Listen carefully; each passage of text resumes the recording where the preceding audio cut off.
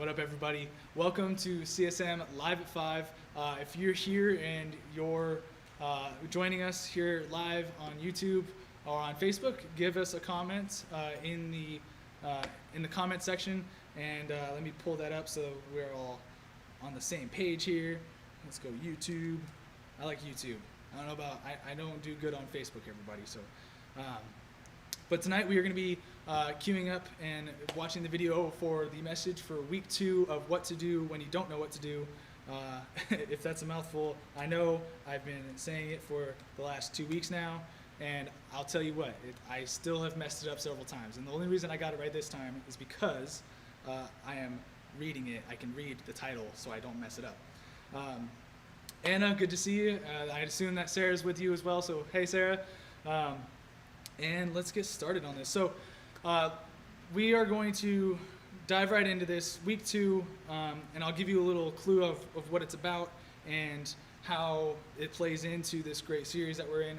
And it's going to go over, here's the bottom line. When there's nothing you can do, God is with you.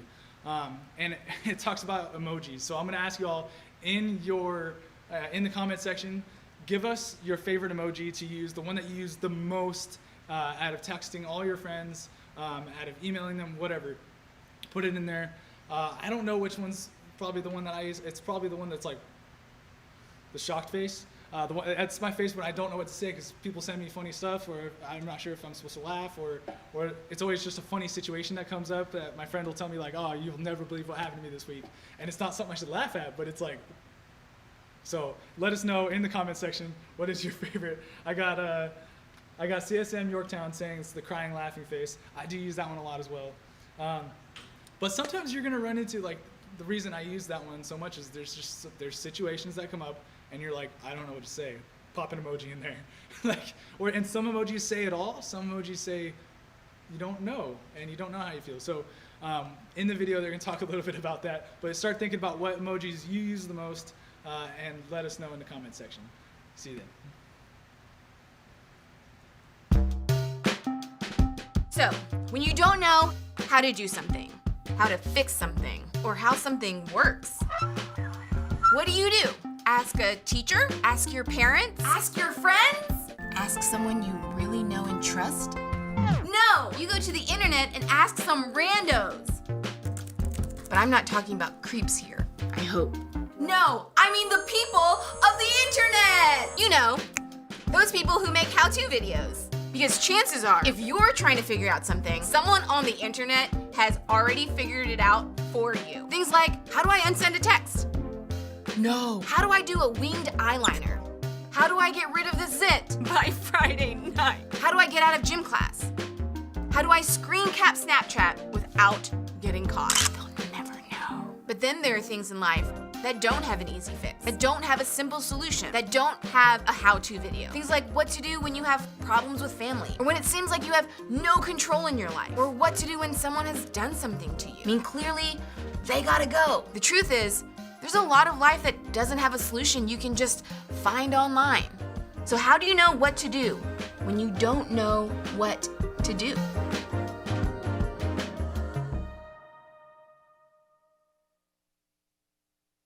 How many of you overuse emojis when you text? Actually, scratch that. How many of you would say that there's no such thing as overusing emojis? I bet some of you could maintain an entire text thread only using emojis, and your friends would know exactly what you're talking about. Here's some of my personal favorite emojis in the world. First, laughing tear face. I use this one all the time. Sometimes I like to mix things up using the laughing cat tear face, which really sounds weird when you say it out loud. When my friends and I send each other dumb gifts, a lot of laughing tear faces are sent in response. I also like the green face. Maybe I'm overly sensitive to smells, but I tend to use it a lot.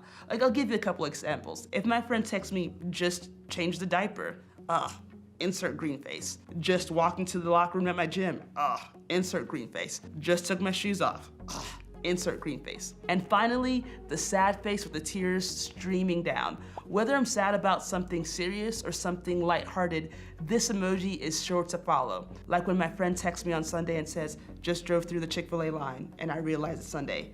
That one gets a lot of sad faces with tears streaming down. And that's the beauty of emojis. They help us talk about how we feel without using a lot of words. On the other hand, there are a few emojis that I don't use as often.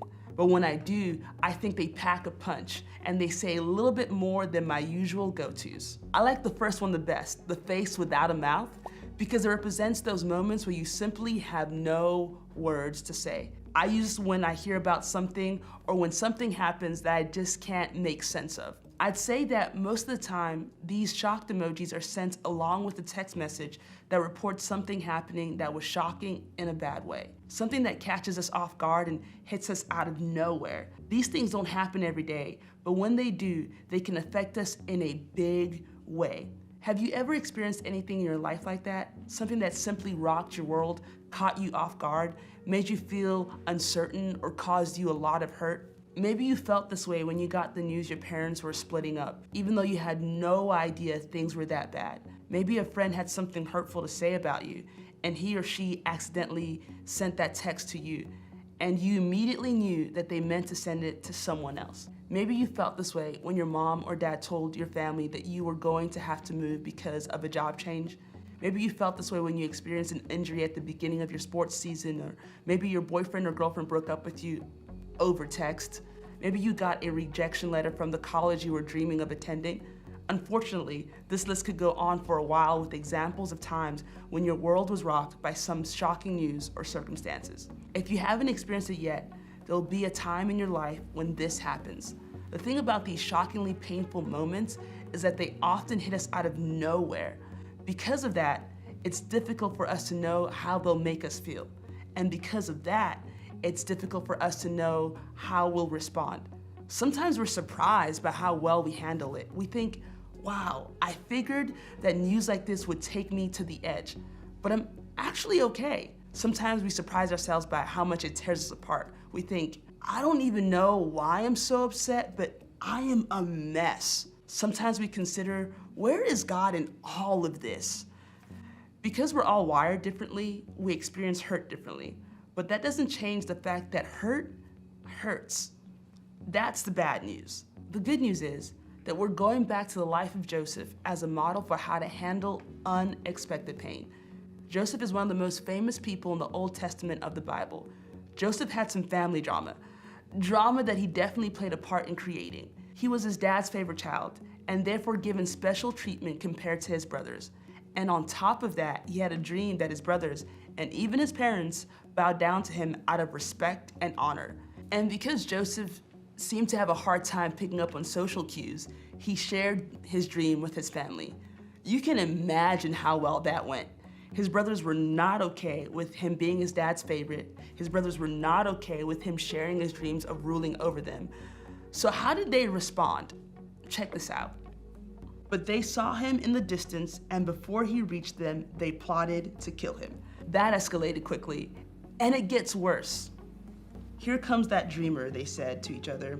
Come now, let's kill him and throw him into one of these cisterns and say that a ferocious animal devoured him. Then we'll see what comes of his dreams. Despite his anger toward Joseph, one of his brothers actually had a conscience in the moment. When Reuben heard this, he tried to rescue him from their hands. Let's not take his life, he said. Don't shed any blood. Throw him into the cistern here in the wilderness, but don't lay a hand on him. Reuben said this to rescue him from them and take him back to his father. Thank goodness for Reuben. He convinced his brothers to throw Joseph into a well instead of going homicidal on him. He even planned on coming back to rescue Joseph later.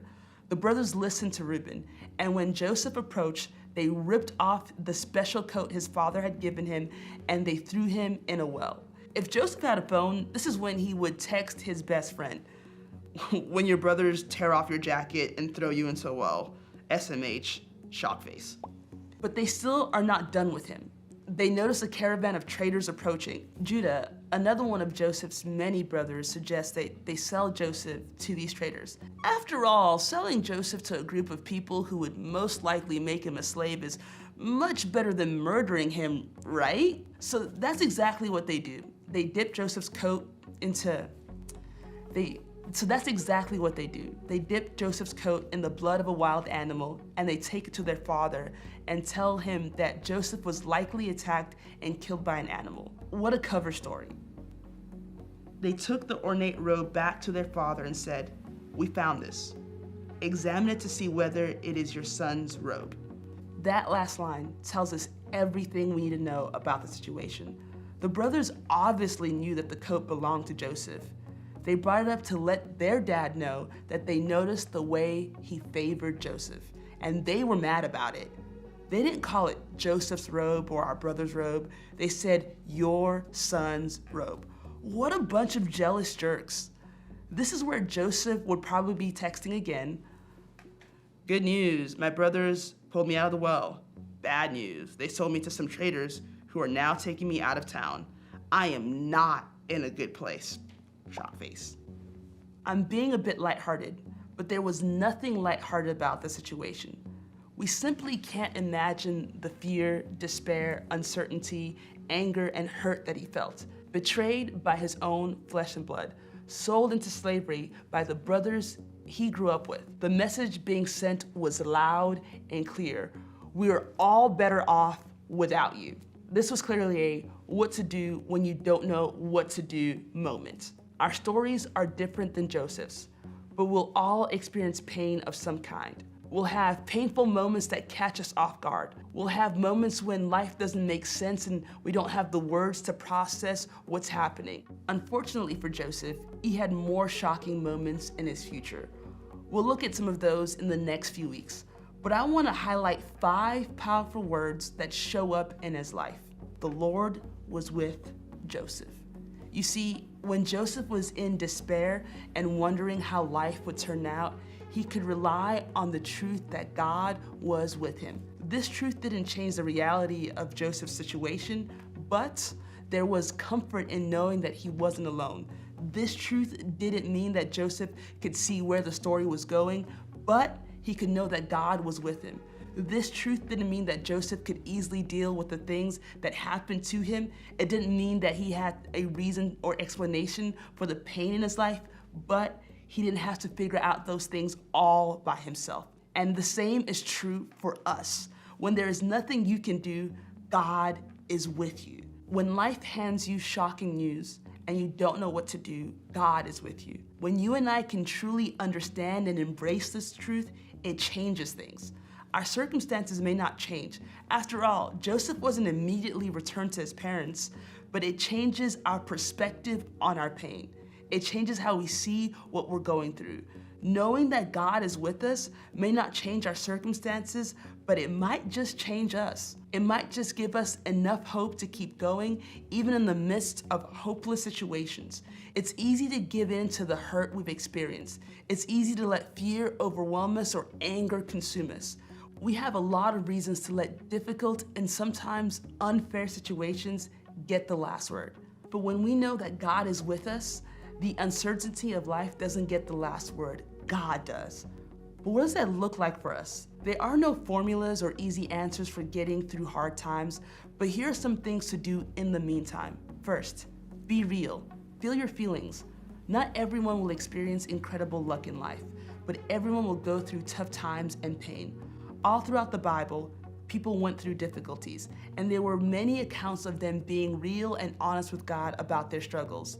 There are no cliches to make the hard times go away, and our job isn't to just suck it up and act like everything's okay. If we believe that God is with us, then we should know that God is more than okay with our honest questions, doubts, and fears. Second, remind yourself that God is with you. Here's a spoiler alert. Things did eventually work out for Joseph. But we know that because we can read the whole story in the Bible. But when Joseph was in it, he didn't know how it would turn out. There were no spoiler alerts for him. All he could do is face another day wondering how things would turn out. But he held on to one thing, that God was with him. In moments when life is toughest, that's when this reminder is most important. God is with you, and your story isn't over yet. Our life will be full of moments where we don't know what to do about our pain. We'll want to insert the shock face emoji a lot of times. In those moments, it's important to know that when you don't know what to do, God is with you. And we know that God is with you and for you. It will give you the hope when things feel hopeless.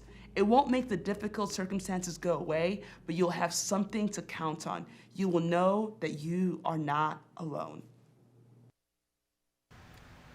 All right, guys. That was great.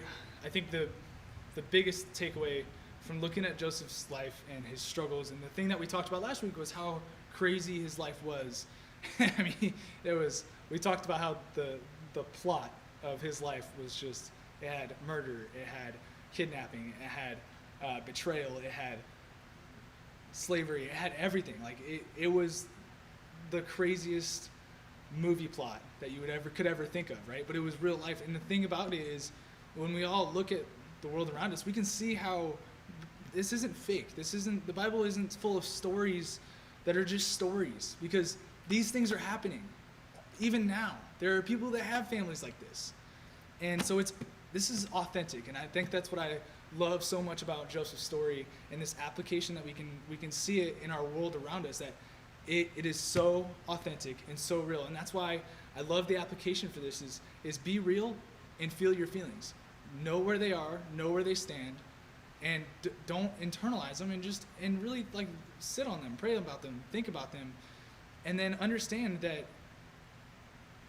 when things feel like you're like, oh my, the world is ending, like what is going to happen, like what's going on tomorrow, like what crack is somebody going to step on tomorrow and break their mama's back? I don't know, and that's okay. But just be real about the fact that you have worries and you have things going on in your lives that are hurtful and painful, but your story isn't over. Remind yourself every day that your story's not over. And even if Jesus did come back tomorrow, even if he did come back tomorrow and everything in Revelation just came to, the story isn't over until we're done, until we are falling flat on our faces or standing up and unable to move before our God in heaven. And so just your story isn't over.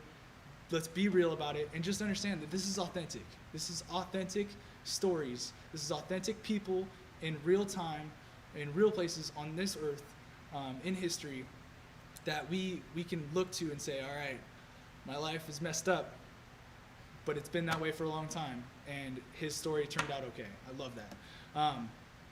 So, let's see, I got Will, what's up, Will? Hey, Will's in the comment section with us, guys. So, like I said before, I'm going to go into announcements in just a second. Will, don't push anything. I know. But some of you may see you're putting some emojis in the comment section. I love it. Give us some more. Give us some of your favorite ones as we're wrapping up tonight's message and series. Not series, but tonight's weekly message and tonight's announcements. I was just looking on my phone. There was one that I used so much, and if you don't know which one you use the most, hit your little emoji button here at the bottom, and it'll give you like your most recently used right here at the beginning, or most recently used.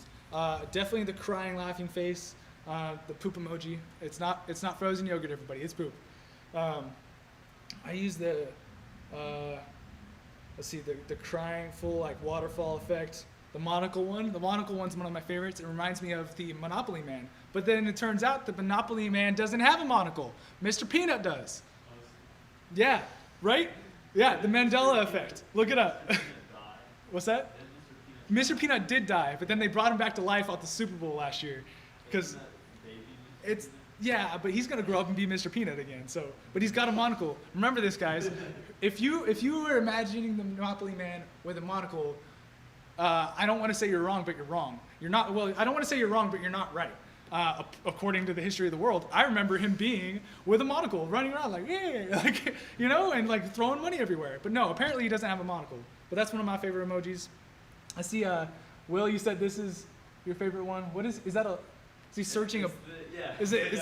It's a police officer searching a case. Or it's like the airport security searching the luggage. What? So that's your favorite, but you use the other one the most? Yeah. All right. Because, that one probably comes up in conversation. True. that one's good for like suspicious. If you're feeling suspicious, if you're investigating, let us know which one's your favorite. Not necessarily most used, but let us know which one's your favorite as well. Let's see. I got the mask one, of course, because Corona. And then the one with the kid with the buck teeth and the glasses, because when I was a kid, I looked like that. I had glasses and I had these buck teeth. Why did I do that in the camera? I don't have. Why did I show you all? And then, yeah, that's the other one. I use those ones a lot. Yeah. Let's see. We got Anna. Her top emojis are the crying, laughing face, the heart with the faces, or the face with the hearts, the like about the puppy dog eyes one. Oh yeah. And the yeah, this one. Yeah, Reagan uses that one really good on me. He catches me when I say something weird, and he's just like, all right, well, that's good stuff. If you guys keep putting those in there, that's awesome. I'm gonna jump into announcements. Pew poop. Oh. Almost. We'll get there with editing. When we start pre-recording, we'll get there. It will pop up. All right. So announcements. Let's see. Hold on. People got their. Yep. Okay. People are. I feel like everybody loves this, like similar emojis. First announcement. We had our first CSM serving Saturday this past Saturday, yesterday.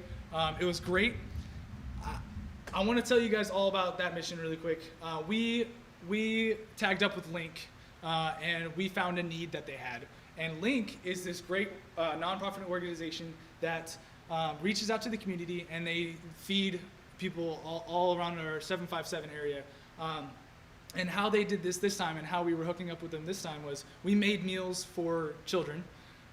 We made 100 meals, guys, 100 meals, and we did it in less than an hour. And the total amount of labor time from shopping all the way through to dropping off was about 3.5. So in 3.5 hours, we made 100 meals for 100 kids. Okay. Now, how these meals are, how they divvy them up and give them out. Link finds families in our community in Newport News, Hampton, Yorktown, and that are homeless, and they put them up in a hotel, and they help them with some shelter for a limited amount of time. But what that does is, when we feed the kid, right? When we provide a meal for these little kids, that is one less meal that family has to put money towards, that they can now add that to the next day, or to their next shopping list, or to their next bill. So we're not only providing nutrients to these kids, but we're also providing a financial break in some way. It may not be a big one, but it's enough to make a difference. And when we were dropping them off, it was just incredible. They were so thankful. Link was just so excited to be working with us, and this is something that churches do weekly, monthly. I'd imagine some of them do daily, but we're going to continue this mission with them because I loved the turnout.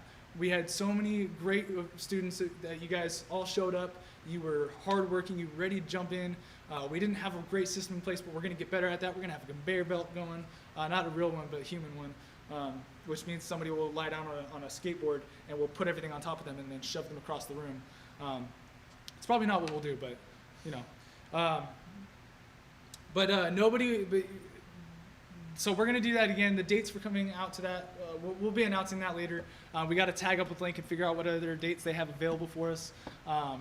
And so that was really incredible. So I had Tim explain that to everybody that showed up, and so thank you so much for showing up and doing that. It really does. It shows me that I'm in the right ministry. I'm here with you guys, and I love y'all. And for those that couldn't make it, that's okay. We are going to have plenty of other opportunities throughout the summer, and we're going to get those out to you because we know that this mission means something to our local community, helping our neighbors out and helping people in need. So that was awesome. Second announcement is, yes, in the comment section, CSM Yorktown put, we do not have CSM this week on the Saturday, so we have nothing on Saturday. Let's see. Emily Cuthrell, yeah, you volunteer yourself for that job. Cool.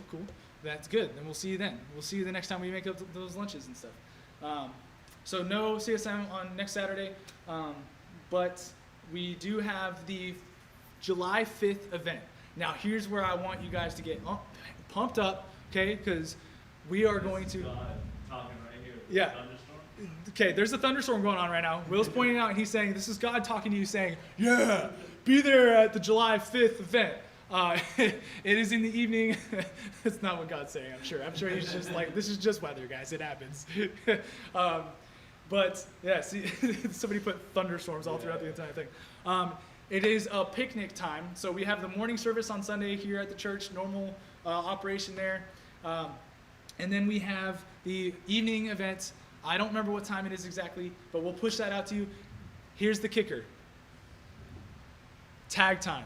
Laser tag is bringing laser tag to us.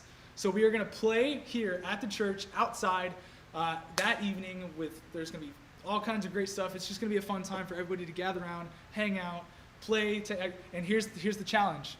We are going to challenge. I'm going to have Will make sure that he reaches out to the college and career ministry and the college and career group. And high school and middle school is going to team up, and they are going to take them down.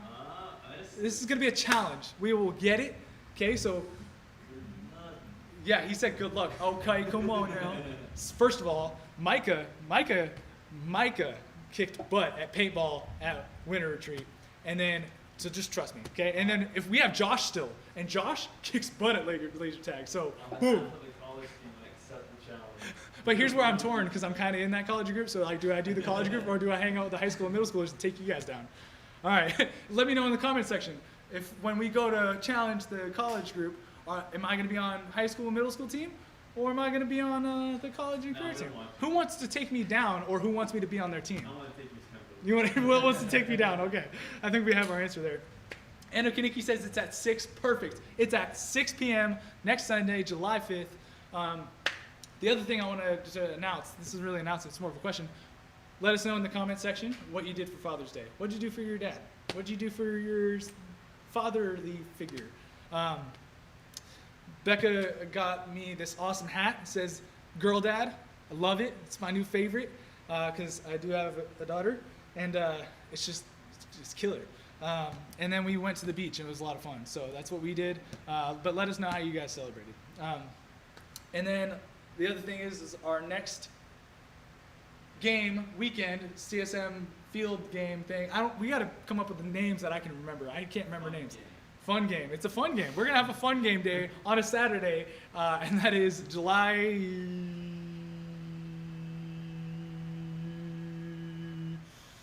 Let me get there. 11th.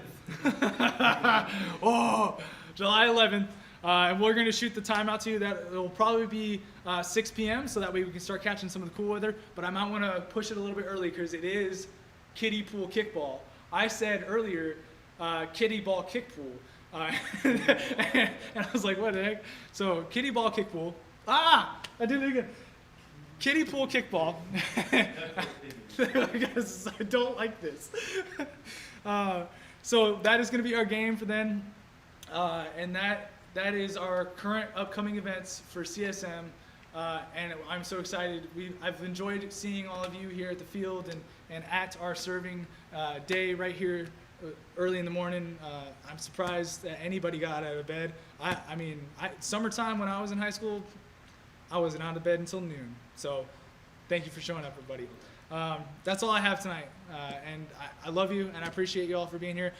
There is a video that we're going to play. I keep wanting to play this video every week because I think it's very important with everything that's going on in our lives and in our world with the protests and all the problems in our country with institutional racism and racial inequality. So just as you watch this video really quick, it's like a 1-minute video, think about how this applies to what's going on in our world. Like who's being the haters, who's being the lovers, who's being apathetic, and how do you prevent yourself from falling into that, and how can you approach that person? You know, find that one person that's very apathetic about the whole thing, and how do you approach that? Because ultimately, for us to make a difference in our society and our community, we all have to take a stand in one direction or another. Let's all try and be on the right side of history and the right side with God. All right? Thank you. Love you. We'll see you next time.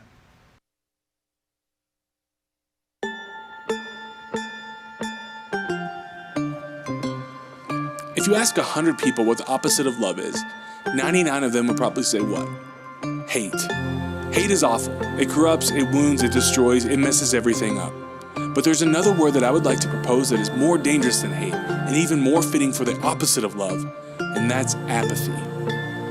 Webster's dictionary defines apathy as a lack of feeling or emotion. It's basically not caring. Jesus says in John chapter 13, verse 34, "A new command I give you, love one another." As I have loved you, so you must love one another.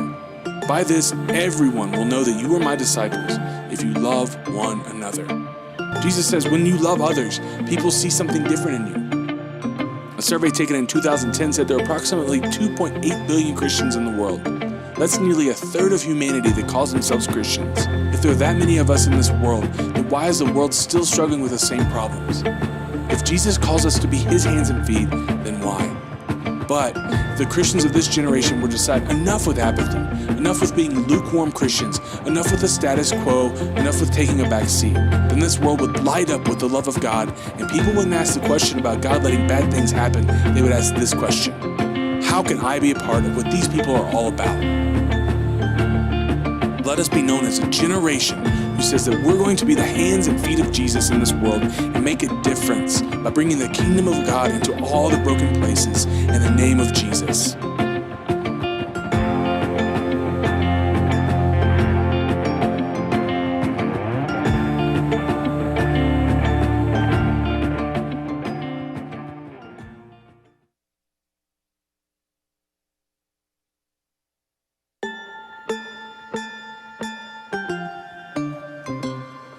If you ask 100 people what the opposite of love is, 99 of them would probably